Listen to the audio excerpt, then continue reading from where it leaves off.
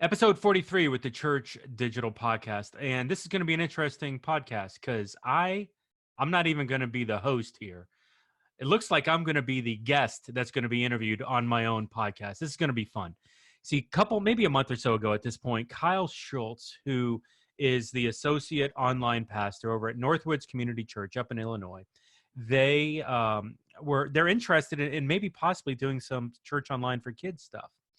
And so Kyle got on Facebook and posted that he was looking for somebody to, give him some insight towards church online for kids. And so Christ Fellowship Miami, the church that I was at when I was online pastor, did church online for kids for a season.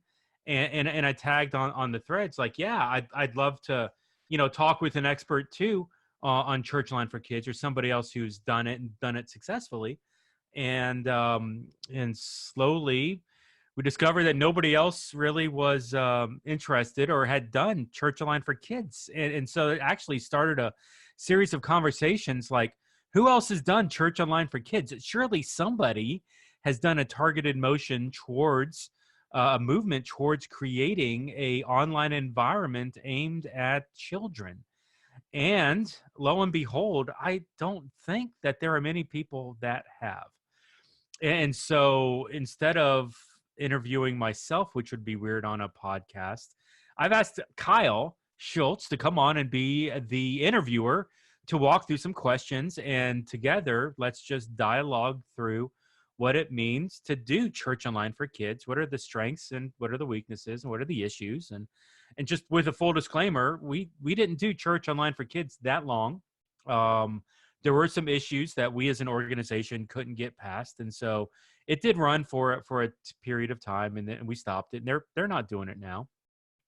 To say that it can't be done, I would disagree with. To say that it should not be done. I think we should, as churches, be utilizing online environments to reach kids. I do think it looks differently. And that's a lot of what this podcast is, because I think the rules of church online for kids has to be different than church online. So we're going to unpack a lot of this right here in this podcast. You've got Kyle Schultz, associate online pastor with Northwoods Community Church. You've got Rey DeArmas, who's currently online pastor at Christ Fellowship Miami, and once again, co-host here with the Church Digital podcast. And myself, Jeff Reed, with the Church Digital podcast, in an episode that I'm calling Deconstructing Kids Church Online. Okay, everybody, here you go. I just want to hear about your guys' experience with doing kids ministry online. Like that, let's start there. What's your experience been and why did you start?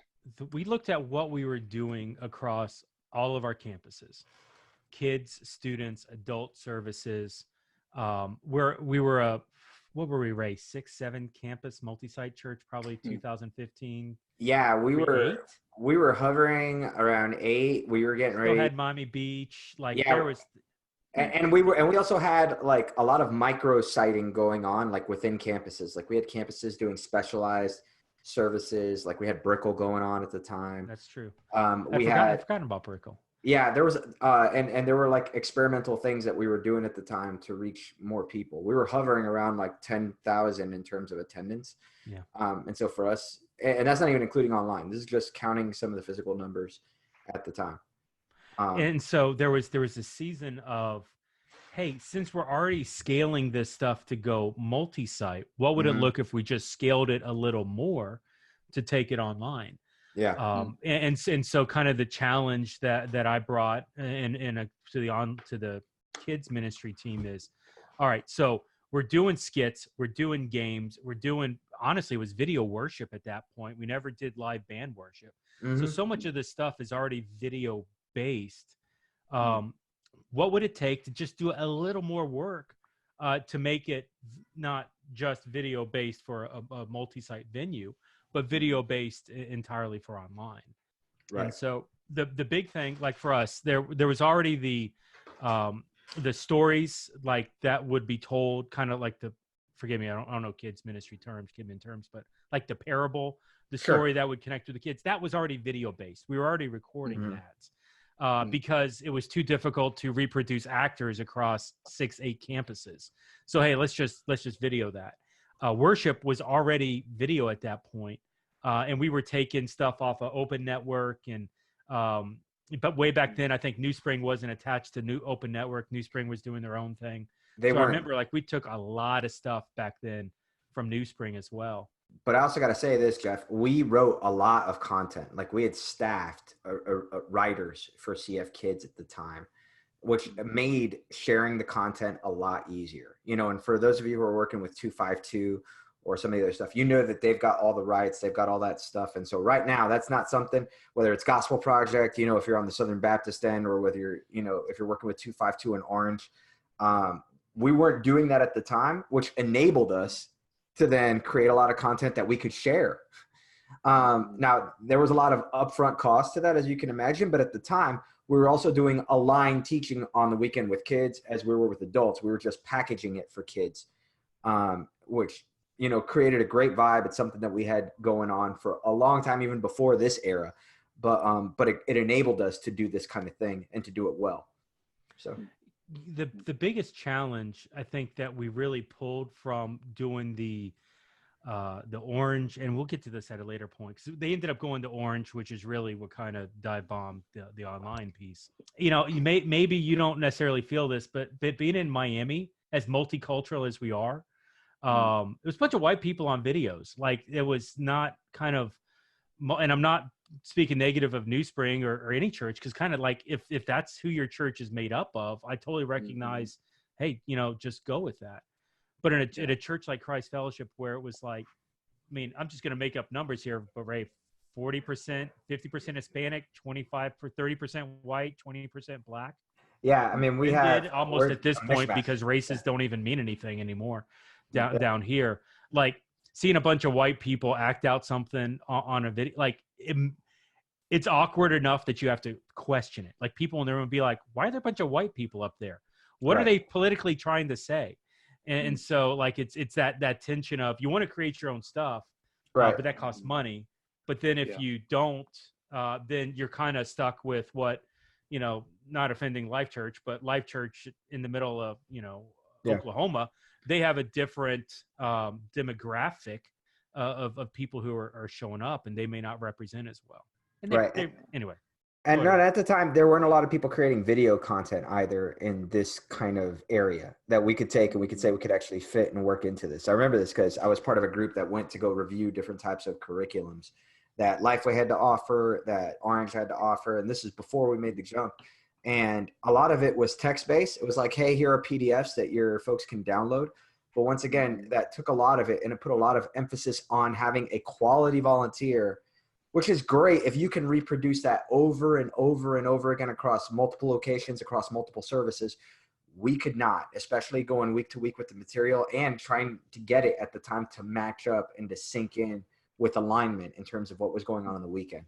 It just wasn't something that would have worked out for us. But, you know, that being said, the content that we were able to create was actually very compelling for kids. It was very good. And it was something that, you know, even my own kids enjoyed. Even preface it like, hey, this is our stuff. We just threw it out there, and it was a lot of fun. That's awesome. The biggest part, when we really looked at what we were doing at the multi-site level, so content that we were already creating for the multi-site, what were we missing to put it online? And the biggest part that we were missing was the hosted segments. So normally, like the campus, you know, the campus children's director or a volunteer, you know, would stand up in front of the kids, be the hype man, get them excited, you know, set up, introduce the video, set up, maybe tell them something to set the stage, and then show the video. And so we were missing kind of that hype person for online.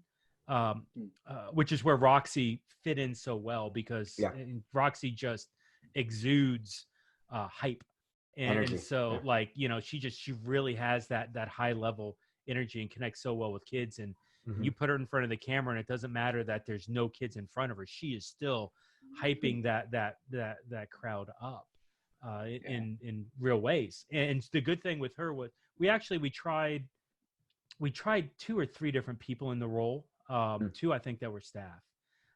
One was someone who was a volunteer in Kidsmen, and had a background in television. So she was more comfortable on the television side, but she wasn't like as tightly intertwined. She was a volunteer, so she kind of knew what was going on. She really struggled in the role. And honestly, she went on after she left. She went on to do incredible things. Like, so this isn't a negative towards her at all, No. because honestly, she's working for a far better organization at this point than any of us was.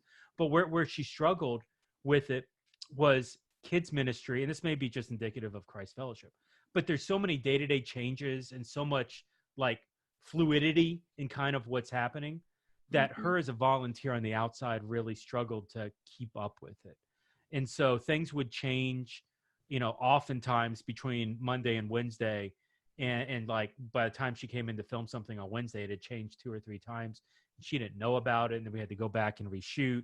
And the communication really wasn't that good because she was kind of an outsider trying to come in. And that was one of the big reasons why we went with the Roxy model where, hey, let's get somebody that already speaks the language, that already understands what's going on.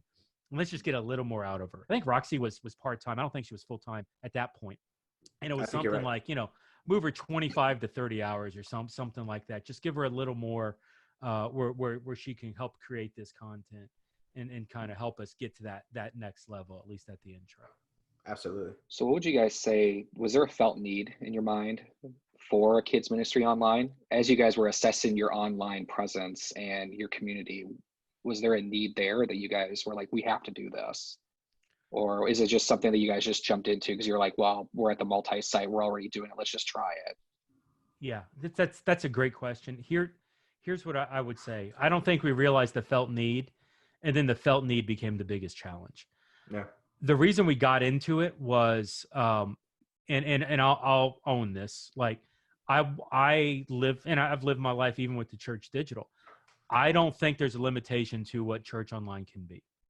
And so the biggest challenge when I talk about church online, when I talk about micrositing, one of the questions I'll get out of top 5 questions people ask, one of them is always, what do you do with the kids? And so rather than kind of running with that or hiding from that, I'm just kind of a jerk that way. I'm like, we are freaking going to do kids ministry. Let's figure out how to do it. I can't believe I just said freaking on a podcast. But we're going to figure out how to do explicit rated this podcast. This one's we're going to put a NC-17 on the thing. Anyway, so we're going to figure out how to do this.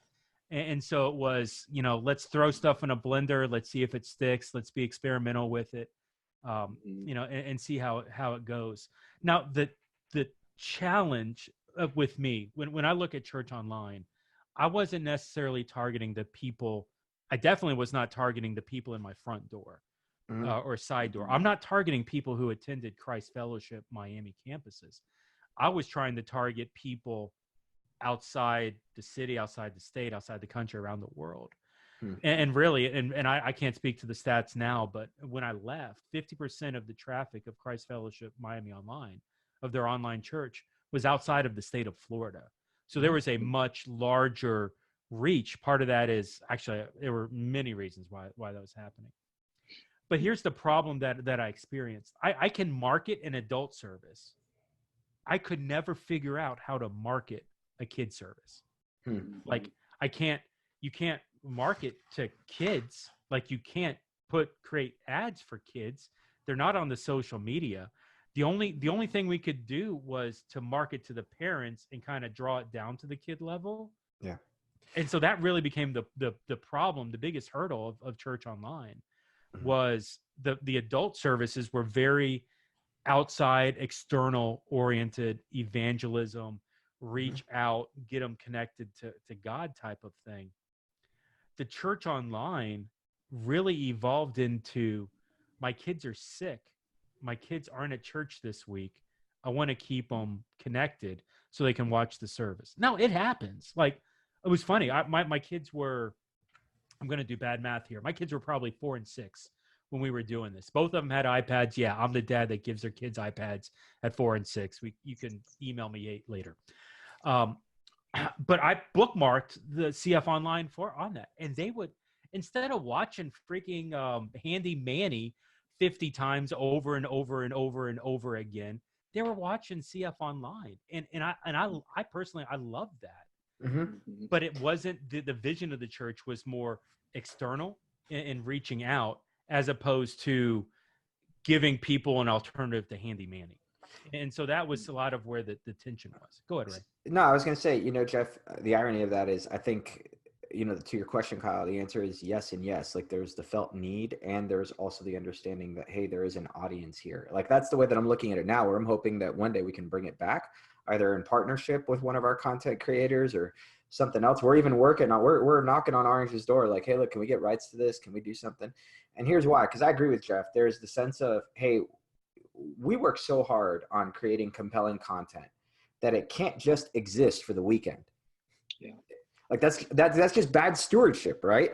You're going to tell me we're going to invest all this time and all this effort, and it's just going to exist on Saturday and Sunday. And the same thing has to apply to kids as it does in terms of our adult service. So we're going to invest all this time and effort into this kind of ministry, and the content's just going to get relayed once to them.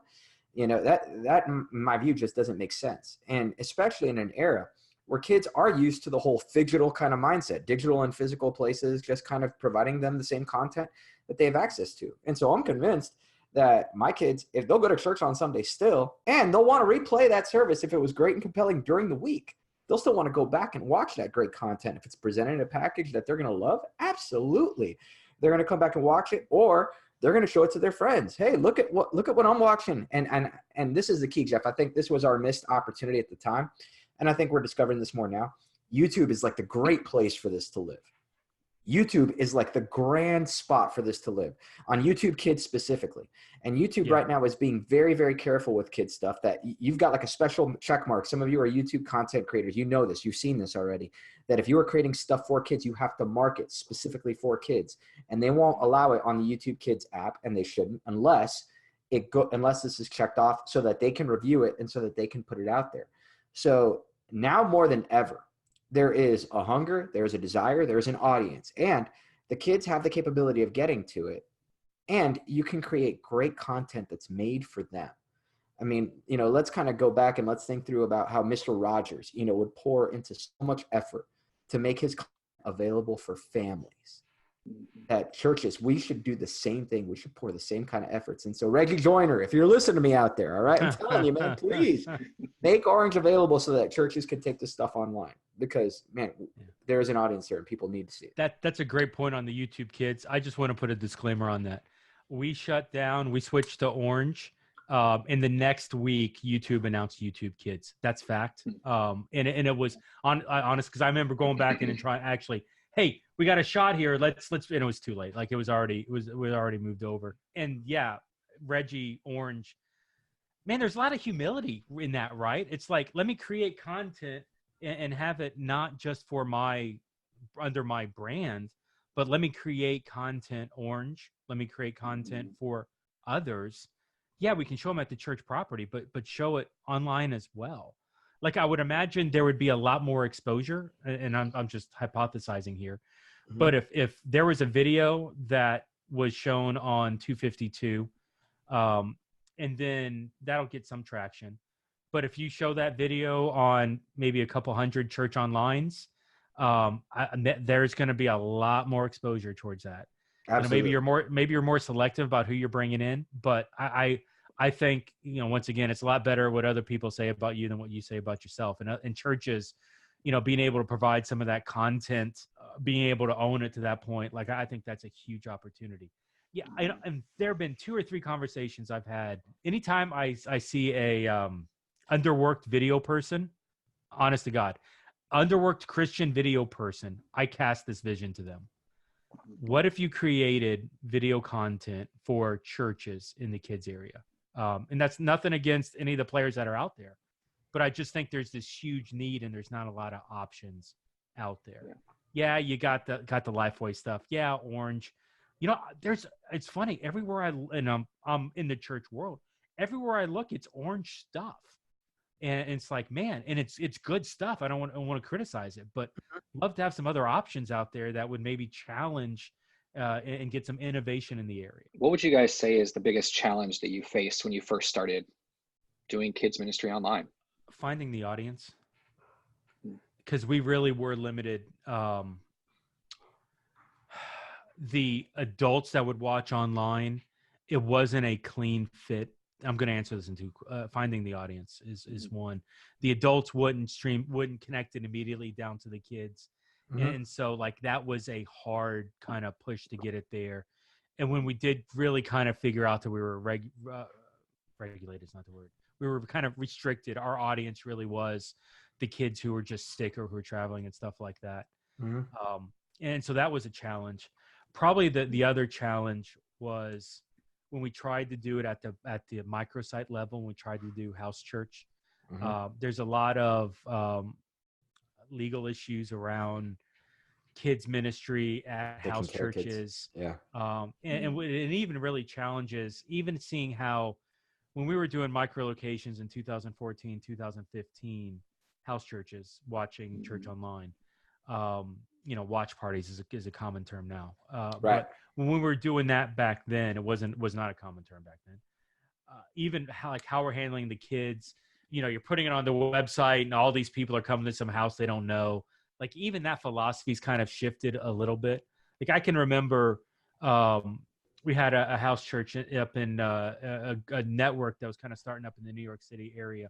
And the guy would literally let his 13-year-old daughter lead like the Bible study or with the kids, and they'd watch the video, they'd go through the curriculum, and it ended up being when every time they did it on Friday nights, it was like one kid would take a turn teaching all the other kids. So he would like rotate through and have different kids do different things, which was kind of a cool spin on it that I wasn't expecting. But it was, instead of like the adults teaching it, was the kids. But even that, it's like, there's a lawyer somewhere who's just banging his head against the wall because there's so much tension around the idea of children in homes that may or may not be fully supervised, and so that there's some difficulty there that needs to get fixed. Yeah, the community aspect has to be the most challenging. When you talk about church online, the whole thing shouldn't be just the content creation, but the community that you're trying to create around it. And in terms of speaking as a parent, yeah, I'd be really uncomfortable with my 6-year-old. Like, hey, so I want to go into a chat room with a volunteer, to lead my small group. Yeah, even that for me, even as a church person, even as a pastor, yeah, that for me just sets off all sorts of red flags. Like, I'm responsible for that. And so creating the community around the content is got to be the most difficult part, because yes, that people are watching, but how you get them to interact with one another or how you get them to take next steps, that's the most challenging aspect of it. Well, and then, part of, Ray, your point's great. What about next steps? Try to figure out how to take the next steps. What's the end game? Yeah. Like what is the finish line? What are you trying to do with your children online? That's good. And so that's not something any of us on this podcast can answer. That's like a philosophical question that church needs to wrestle with. Right. Because in one thing, if you're listening to the podcast, is we're more than just the 1 hour on Sunday. And just like, to use Christ Fellowship Miami example from a couple years ago, we needed to be more than just broadcasting that one service. What's the goal? Okay, so the goal is, to empower parents with more resources to help disciple their kids. Cool. So that's more than just video. By the way, that's a larger need than just for church online. That's the entire church. Right. So there's ways, I think, with kids ministry to maybe align things where physical, you used the word digital, Ray. I love that. Yeah. It's the combining of the physical campuses and the digital and the online campus. It's not two different experiences. It's not two different goals. It's one goal that's just interwoven to work together. Yeah. And to point back real quick to 252. So this is where Parent Queue has come in so big. Like they provide a lot of great resources for parents to do that, in the sense that whether or not parents use them, that's on their own dime, or that's on their own, whatever they're going to do. But providing an app, providing all sorts of tools, that kind of coincide with those lessons, that's a big deal, because then that furthers, the home game in terms of me as a parent, empowering me to disciple my kids, which should be the goal of every church kids ministry, to partner with the parents, so that it's not like when I did youth group back in the day, it's like, oh, we're dropping off our kid for you to fix him. No. That's not how it works. we're supposed to partner together on this, so that your child has a cohesive team. I'm going to back you up as a parent, and you're going to back me up as a student person, and we're going to plan together how to help raise this human into a fully functional adult that loves Jesus and that's going to serve him with the rest of his life. And that's how this is going to work together. In kids ministry, there's got to be that kind of relationship where that happens. And so maybe the community aspect is parents, kids ministers together, kind of working together and to help provide resources and provide tools that they can build community around. If I am a parent who is only online and I've got my kids, and you don't have your own content that you're creating yourself as a church. So what resources are there available, or curriculums that can be used to hopefully successfully implement, a kid's online ministry and help foster that with them, I guess is where that seems like the next logical question to ask here. Because that's one of the things we're wrestling with at Northwoods is we don't do our own content, like video-based content. Yeah. So what content do you use? Do you know? I don't right now. I think it's they're not a part of 252.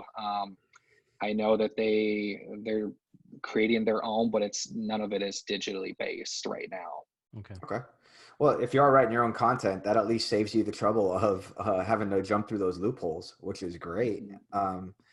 However, if you're not creating any kind of digital resources with that, I can understand how that could be a little bit, all right, so how do we take that next step? Like I mentioned earlier, if you're looking for, Gospel Project or any of those deals, right now, they're not licensing that for churches to take it to the digital area. We're all hoping and praying that somehow, some way, if it's a larger license we got to pay for, if it's something along those lines, that gets opened up to churches, but we're not there just yet. Do you know what the, and I'm out of my league here. What's the logistical holdup on them licensing it? Like, do you know what the reason is? No, not just yet. We've talked to the folks at Orange on a number of fronts. And the only reason I keep referencing them is because that's who our church is using currently. We're not using Gospel Project right now. We're still trying to work it out with them. I think there's a lot of different areas, both in terms of music. Music licensing can be sexually challenging for all of you who are doing church online. You know what I'm talking about, especially if you're trying to take it on social media. You've been flagged by Facebook or you've been flagged by YouTube. Hey, content, copyright, whatever. I mean, that's for sure a thing, to worry about and to think through. The next thing is cultural references. If they're looking at, hey, we want to, leverage a clip or something, if they're doing some form of, and they're not doing at the movies, but if they're doing some form of that, then, that's another issue that kind of comes into play. As far as the content and the licensing is concerned. And then I think the third thing is I think they're trying to figure that out as well, how to sell our content, but also how to enable churches to distribute it digitally. I think they're trying to figure that out as well. Not every church can create content leveraging their scripts. Some can, some can't, right? Like our church, we do have the capability of doing that. We would have to staff more in order to help, provide video editors and videographers and things like that to make it happen. But we see the vision, we see the understanding of it, and I think we would go for it. But it would be a challenge for churches in general to do that because of some of the upfront costs that are involved, at least to do it well. It'd be really interesting if a church kind of caught vision of this and it's like, hey, we're going to do this and let's partner with. Bleeding edge is always expensive. It is. And that's just kind of like the thought. And part of the reason why I love working with vendors so much is because I believe that innovation right now isn't going to come out of the church overall. It's going to come out of vendors that are going to provide the resources that then now vendors have paid that bleeding edge tax, and now the churches can kind of come on easier without paying all that the upfront cost, and the vendor can spread it out over a bunch. But it would and maybe there's a reason why this is working or not working. And like I said, I don't understand how the sausage is made on this necessarily to really appreciate the licensing and the legal issues there. Mm-hmm. But if it could be interesting if like 5 churches, 10 churches got together and said, hey, we're going to align and we're going to create kids content. And this is going to be the end game. We're going to be culturally relevant. We're going to be demographically appropriate. We're going to be theologically sound, and we're going to have distribution of all of this so that it works within our, I don't know if that's I don't know if that's a network thing. I don't know if that's a denomination thing, but there's an opportunity, I think, for churches to work together towards it and spread out all this cost among multiple churches. Like I even think how, I mean, just it's completely off topic from kids ministry, but look at how Rock RMS started. You know, that was a couple of churches coming together and then everybody open sources and adds on to it. There's a model there that if some churches would get together and just, you know, I don't want to be like learn to work together, but figure out how to work together. I think there's an opportunity for a big win to connect with kids in a new way. Absolutely. Especially since, you know, considering, I mean, this is my kids, man. This is Gen Z. This is Jeff's kids. You know, this is what happens. This is our opportunity to reach them, and this is the medium that they're going to most often. You know, they're going to digital resources. You can cry about it. You can hate on it. You can shake a stick at them and say, "Get off my lawn," and get out on the street and ride a bike or whatever else. But you got to deal with the fact that they love the digital resources that are provided to them. Schools are figuring this out, for the love of God. My kids are doing homework on their computers. They're encountering the same material, you know, through digital mediums. And then they're having to go do their physical homework, like in a pad and paper and notebook. They're having to do both. So somewhere in the church world, there is a place for this. And essentially, yes, we do need to throw out the challenge. We should be leading the way in this, but instead we are lagging way behind in terms of trying to break some barriers and make this kind of thing happen. Yeah, one, I mean, my first grader, everything he does at school is online. He rarely has paper-based homework. So yeah, it makes sense. So what type of strategies and systems did you guys put into place when you first started? I don't know. That's not the answer you wanted. None. None at all. We wanted to make sure, I mean, we wanted to get it off the ground to see if it would work. That was kind of a big. Let me answer the question, and I'm going to answer your question. I'm turning the corner. It was throw and go. I can't even remember how long we did it. I want to say maybe 6 months. I don't think it was a full year. Man, it didn't feel that long. It felt a lot shorter than that. Yeah, like it was give it a shot, and then kind of budgets and some other things kind of fell into play where they didn't want to invest all that bleeding edge tax money into this, and so they went with the orange solution. But ultimately we were stuck on creating content. Yeah. And it was, okay, let's figure out the easiest and the cheapest way to create this model of the weekend service online. Mm-hmm. And that's where I made my mistake. Like, I'll own this right now. I shouldn't have been so focused on recreating that 1 hour on Sunday. Yeah. And instead I should have been focused on how can I create resources that can help people like me disciple my kids. And that's where the focus got. I'll own this. This was one of my biggest mistakes in my stretch there doing church online. Was I was so focused on the content piece and exclusivity of online, because I got to create this content for an online audience.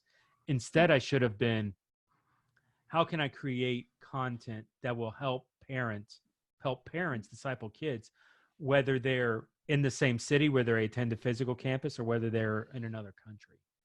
Like, the idea was, and it's where this digital comes into play.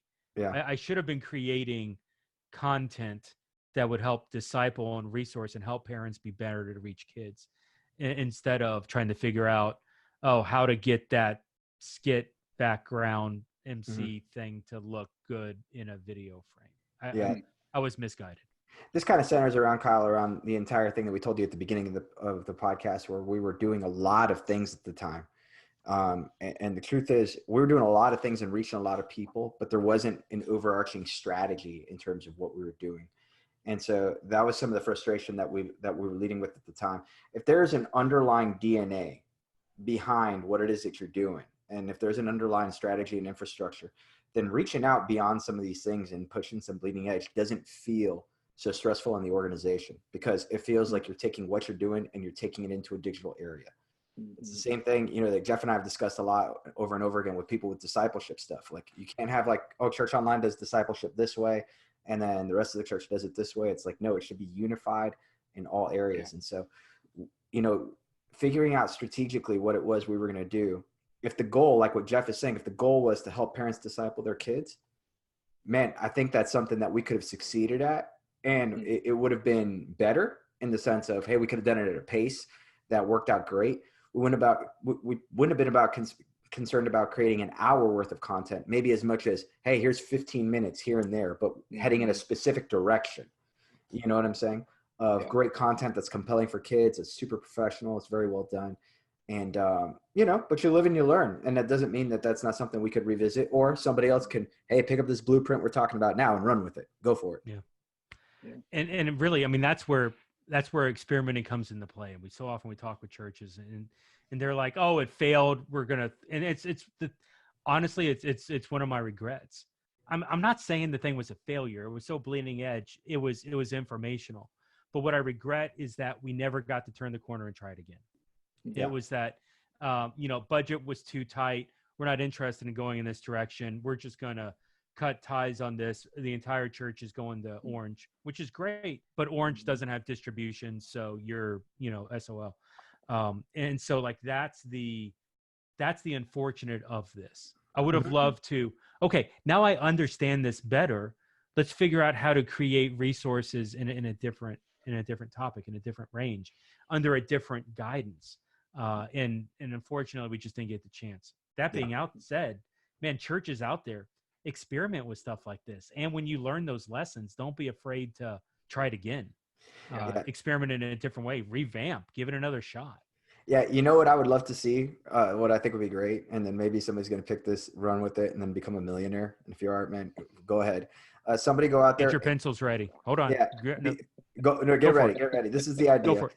Just create one of those unboxing channel videos for kids and have a spiritual lesson that's Bible-based right at the end. Like, man, my kids will probably watch that for hours, give you like 10,000 views. You know what I'm saying? 10 million views.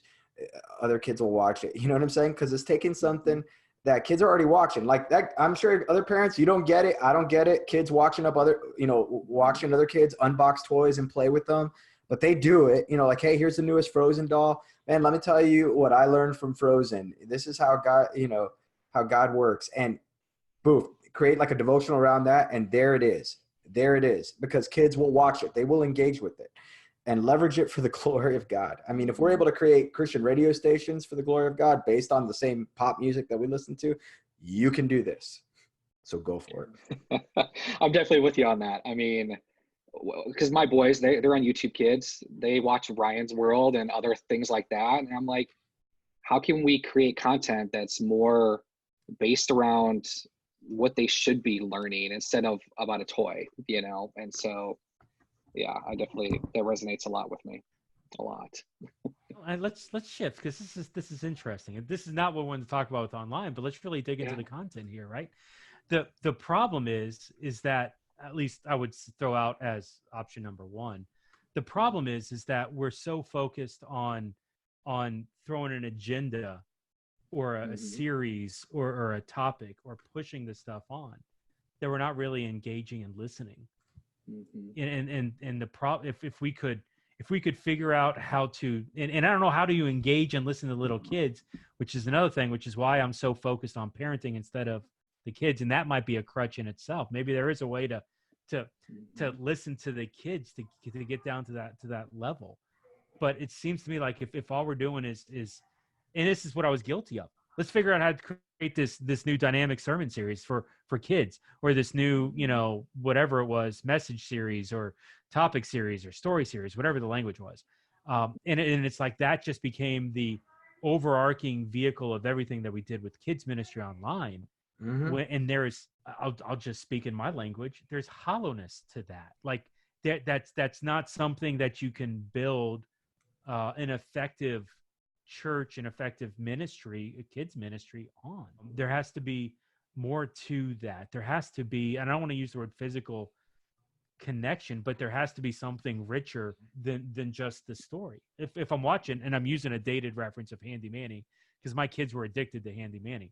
If all I'm doing is watching Handy Manny, I'm not discipling my kids by watching Handy Manny. There's another level that we got to get to with the kids, and it's figuring out how to create that content coupled with another piece of, okay, what's the physical interaction or the person-to-person interaction to help them take maybe this head knowledge down to a heart. Go ahead, Well, Ray. that's where the parent has to come into play. And that's something that I appreciate, once again, going back to Orange, that they provide questions for during the week for the parents and the kids to interact. You know what I'm saying? So if you can do something based off of that model where you're providing content that's for the kid, but at the same time, the parent has a spot. Hey, parents, click here. We've got, a spot for you to add. Here's discussion questions between you and your kid. Here's, an activity that you guys can do together. Here's this. That to me as a parent's a lot more compelling. You know what I'm saying? In that it's giving me an activity, or it's giving me a way to relate to my kid through spiritual content, that I become the small group leader then in my household. I become the small group leader leading Zoe and Lexi, my 2 little girls, through that content. And that's where I think that relationship can be, as opposed to, hey, some unknown guy, some volunteer at a church, or somebody who's not really going to stick and walk with them for the long haul. Now, obviously that's, in a digital world, that's putting a lot on the parent, supposedly, but it's what we're called to do as parents anyways. It's just giving us more handles on how to do so. So most people would agree that, parents, they're going to have the most spiritual influence over their kids than anybody in their life. So, yep. If you really think about that. So yeah, I love that. I need help. I need help discipling my kids. I cannot do it on my own. Me too. God Almighty. That's all of us. Yeah. And so, like, church out there listening, realize, the hero in my children's spiritual life does not need to be the children's pastor. We've talked about a lot of things, with this, but when it comes to creating buy-in, not only at the executive leadership level with a kids ministry, but even with the own kids ministry and their staff, what's some advice that you would give around that? Because we haven't experienced that, because the question hasn't been asked yet. But yeah, I'm sure, at least at Northwoods, that's going to be something that we may have an issue with, but we may not. I don't know. So yeah, any advice there that you would give? Let me throw 2 things. I remember the first conversation that we had about kids ministry online, and half with the staff, with the people who would be involved in executing this on a regular basis. Half of them were excited at the opportunity. Half of them looked at it like, this is just more work. And I'm already giving you as much as I can. I cannot give you that extra. And so, but we started selling task.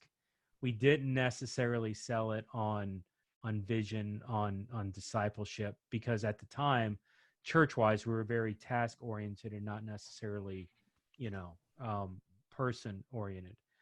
And so I think part of the challenge is to speak to the level of the vision first, and that's where getting it to align with the church overall, which actually gets me into number 2.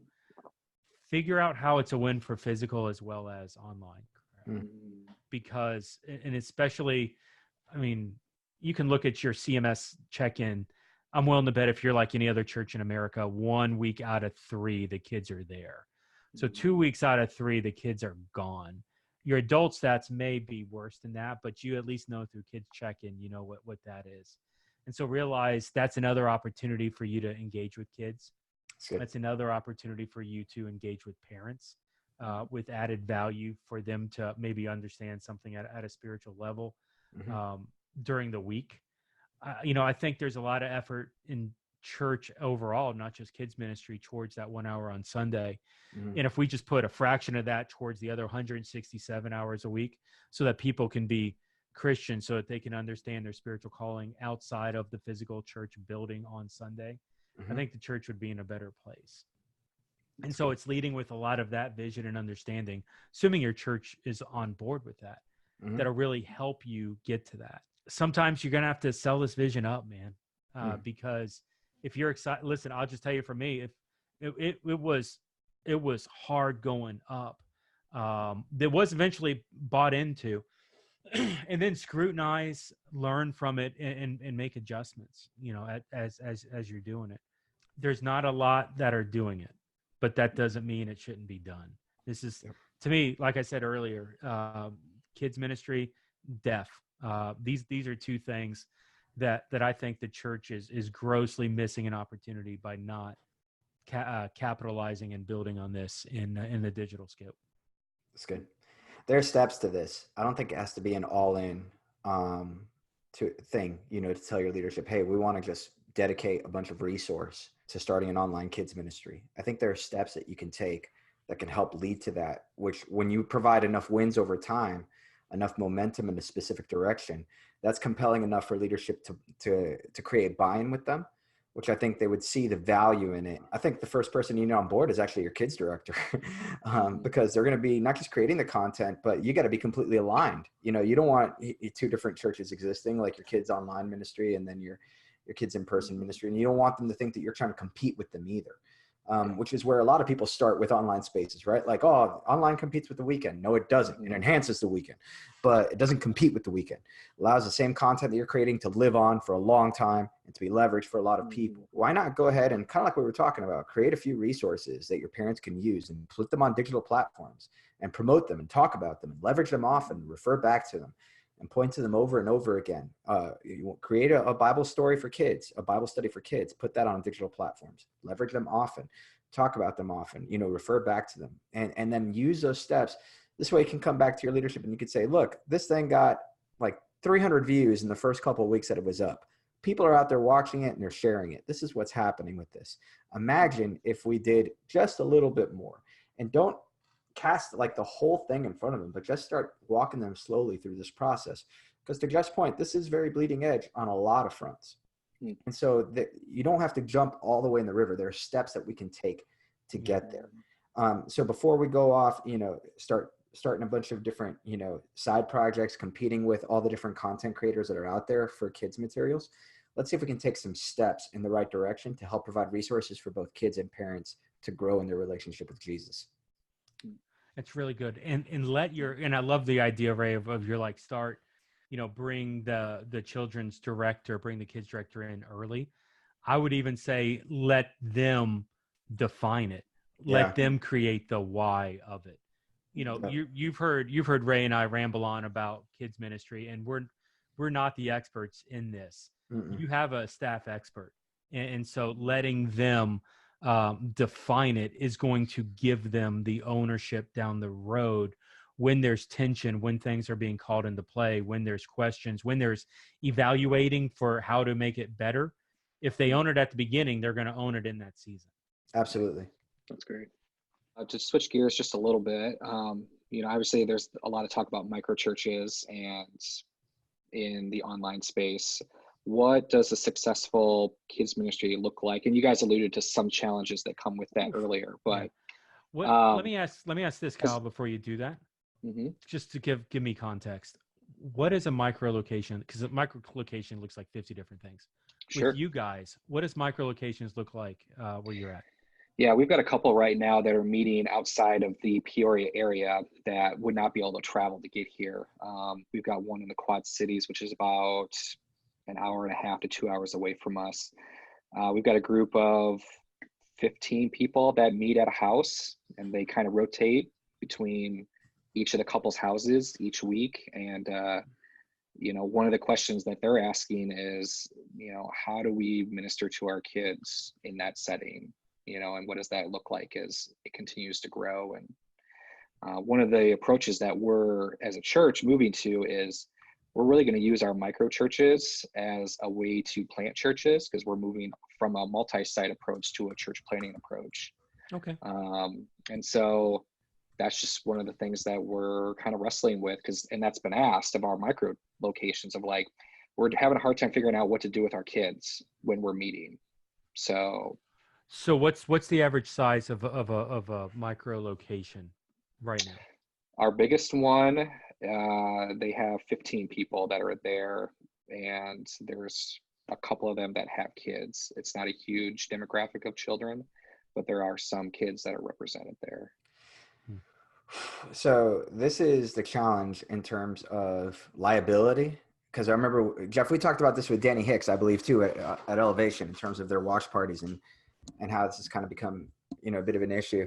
And it's a problem that'll eventually get solved, but there's a lot of issues in terms of liability If you say, hey, we've got kids ministry at these locations, that's problematic in the sense of, well, that comes with a lot of expectations. Should a kid get hurt?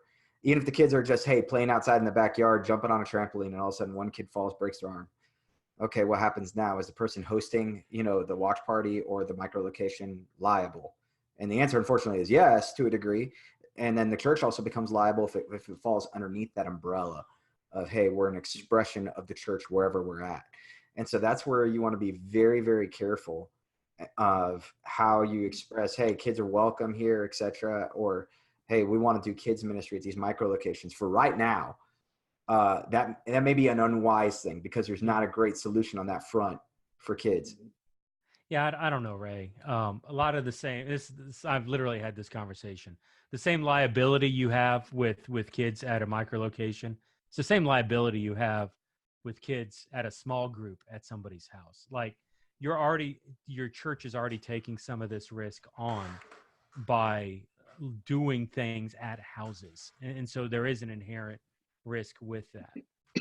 Maybe. It was interesting. Yeah, I mean, but it is, right. It's yes and no. And this is where, and I remember having these discussions with our higher ups on this. According to the insurance writers and stuff, and this is where you got to be careful about what a micro location is and how it's defined in terms of, hey, this is a mini location, because there's we don't describe small groups as like a pop-up store. You know what I'm saying? Or a pop-up location, but these micro locations are described in that kind of light. So in the same way, yeah, if there's a difference between like a pop-up store, Best Buy in a mall or something along those lines, that's carrying the brand a lot heavier than something else. And so that's where small groups get a little bit different treatment versus a micro location. You know what I'm saying? That's where, in terms of the branding, and this is where legal jargon comes into play. And look, I've got family that study the law and they're lawyers and stuff, but this is where they tend to win, or where they tend to go after folks. Hey, wait, you guys have defined this as church property now. That right there is kind of what places you in the realm of liability. That's where I would say you got to be careful with it, and yeah, even if they don't win the case, Jeff, it's the fact that they're going to go after you, and the fact that it's going to cost you a lot in legal fees. And they're going to go after the church. It's going to cost you a lot in legal fees with it. Yeah, Kyle, this isn't necessarily a conversation that you wanted to have, but this actually gets back, Ray, to Jay Crandall with his movement of micro. Mm-hmm. His movement of micro is less of, hey, I'm going to gather 50 people in Phoenix, Arizona together because I've got 50 viewers and I'm trying to gather these people together. His expression of micro, of what he's working at now, is I've got one person in Phoenix that knows 10 people that don't know Jesus. And I'm going to disciple her to the point that she can go out and start to gather these 10 people in to do church. And so that approach is far more engaging is a better word. Healthy is a better word. I'm trying to think of the good word. I'm sorry. Is a lot safer.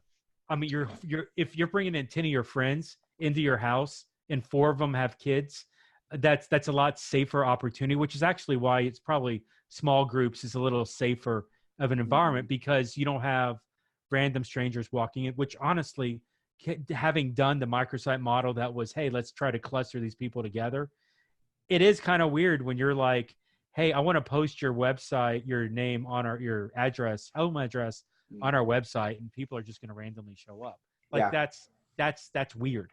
And so there's chances are your organization, as Northwoods, already has some sort of solution for that at the micro level.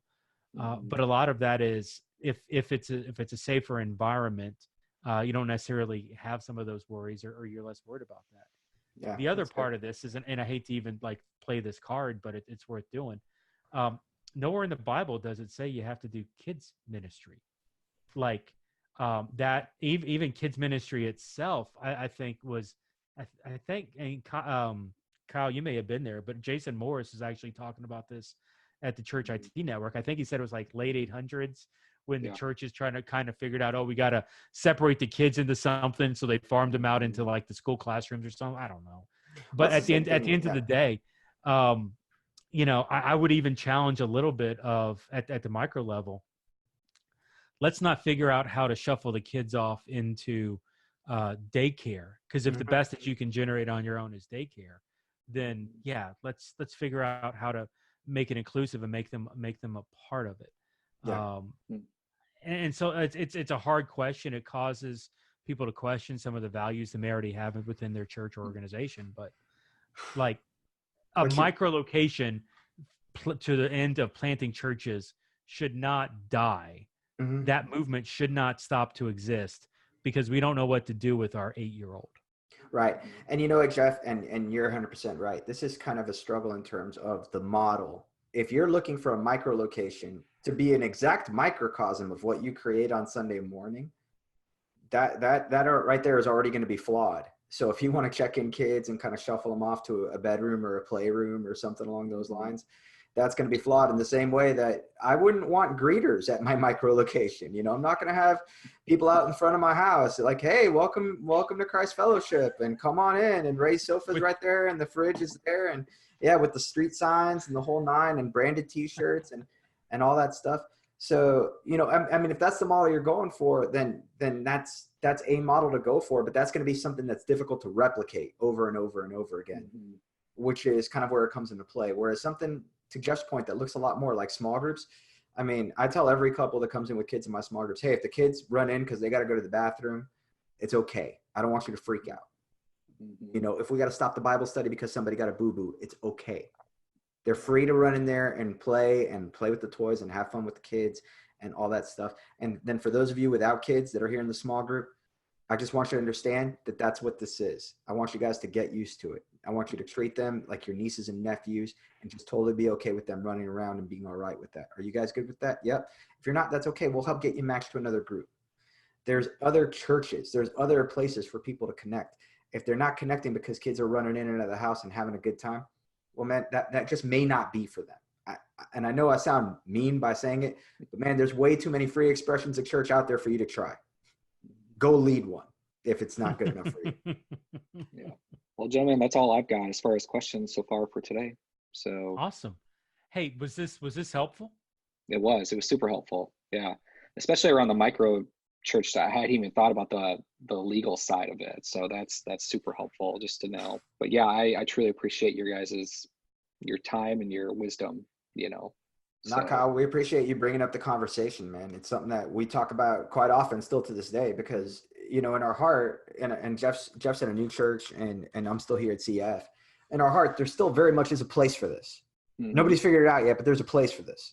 And so, yeah, you know, we're hoping that somebody picks it up, and it may be you. We hope you pick up the Rubik's Cube and run with it, man. Yeah. I'm really excited. Just, I mean, as we've been talking about two different sides of it, like how can we, you know, equip parents, you know, like I definitely think I lean more to that side of it with regard to this whole kids online thing. So yeah, that's exciting. So I'm excited.